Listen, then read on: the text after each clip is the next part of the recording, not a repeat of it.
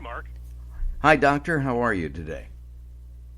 I'm great. How are you? Terrific. We're going to jump right into it so Hannah doesn't yell at me. Okay?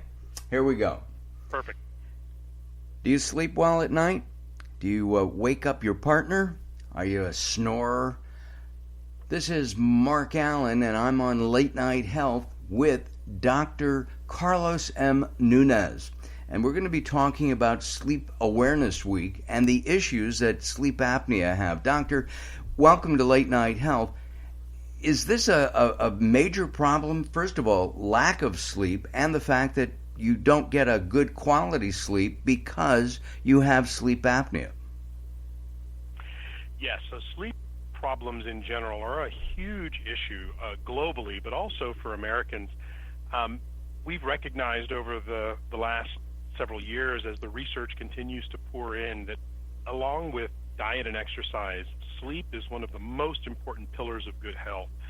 And there are a variety of reasons why people don't get enough sleep. And as you mentioned, sleep apnea is one of the most prevalent medical conditions that affects getting good, healthy sleep. There are nearly 1 billion people in this world that suffer from sleep apnea, and 80% of them don't even know they have it. So it's a silent killer like blood pressure. Absolutely, yes. Well, maybe not too silent because some of them do snore, so there are some signs.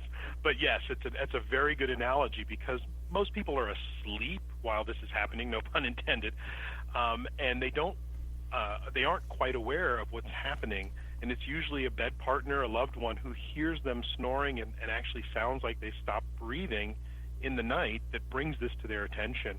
But there are other symptoms as well that people just don't understand, or maybe not sure that it has anything to do with sleep apnea, like waking up with a headache, waking up covered in sweat, being tired all the time, falling asleep when you stop at a red light, or watching TV during the day.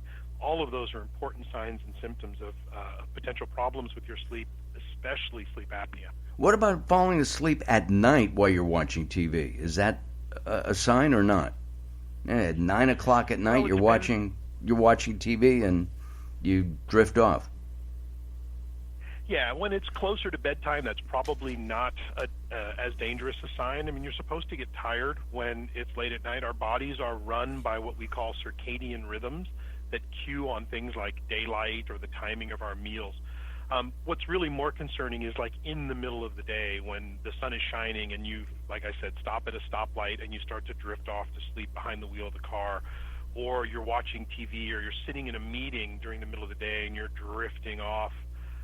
It's not just that the speaker might be boring you, but it could just be that you're not getting good, healthy sleep. Long meetings always put me to sleep, but that's another issue.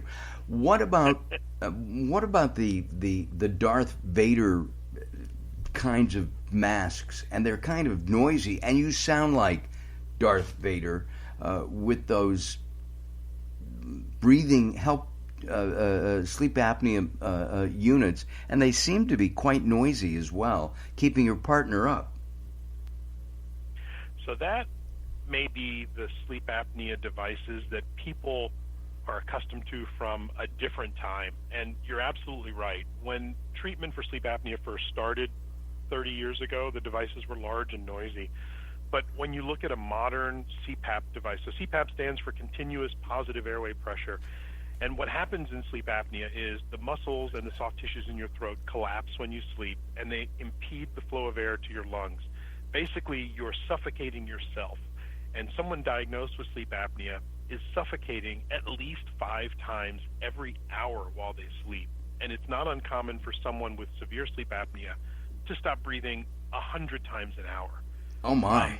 So you can imagine the havoc that wreaks on your body. Your blood oxygen level drops, your brain, rightfully so, begins to freak out a little bit, and it sends a jolt of adrenaline through your system to get you to breathe again. So you go from starving your body of oxygen to then a jolt of adrenaline that makes your heart race and your blood pressure shoot up. You take a breath, and then a few seconds later or a few minutes later, it happens again. So the CPAP machines keep a gentle puff of air going through your airways to keep the airways from collapsing.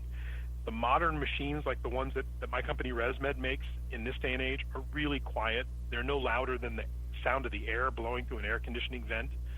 They're small, they're modern. Many of them are connected to the internet. I mean, our devices actually have an app that you can run on your smartphone that shows you how well you're doing. Wow. Your doctor can monitor these devices remotely over the remote connection to the device. And the masks are the one I wear. So I'm a sleep apnea sufferer. I sleep with a CPAP machine and a mask every night. The mask I wear is about the size of my pinky. And Oh, it's my. just a little gel-type cushion, a silicone cushion that sits under my nostrils. It's called a nasal pillow. Much smaller, comfortable. And the best thing is I get a good night's sleep. It's not loud. I'm not loud because I'm not snoring. And I have less bruises on my ribs from my wife's elbows flying across the bed to get me to stop snoring. So Interesting. And we should point out that you're an anesthesiologist, so you used to put people to sleep, and now you're helping them sleep better with ResMed, and you are the chief medical officer there. Any tips on how to get treatment or diagnosed for sleep apnea?